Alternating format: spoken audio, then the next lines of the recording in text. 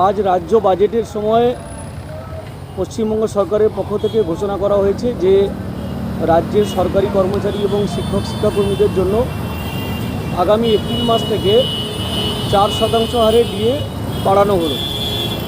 39% DA বাকি ছিল এবং তার থেকে 4% যদি বাদ দেওয়া যায় তাহলে এখনও 35% ডিএ বাকি থেকে গেল কেন্দ্রের তুলনায়।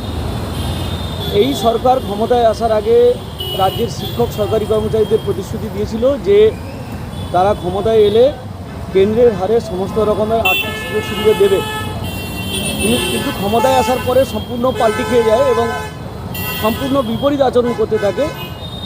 আমরা যদি এপ্রিল মাস থেকে আরও বর্ধিত 4% ডিএ পাই তাহলে বাকি থেকে যাবে 35%। আমরা সবাই জানি যে ইতিমধ্যে কেন্দ্রীয় সরকার 8ম বেতন কমিশন ঘোষণা করেছে বা বসিয়েছে।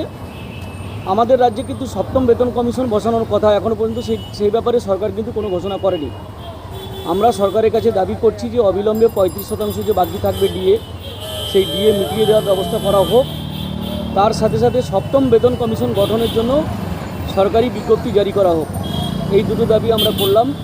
আমার নাম স্বপন মণ্ডল, সাধারণ সম্পাদক বঙ্গীয় শিক্ষক ও শিক্ষাকর্মী সমিতি।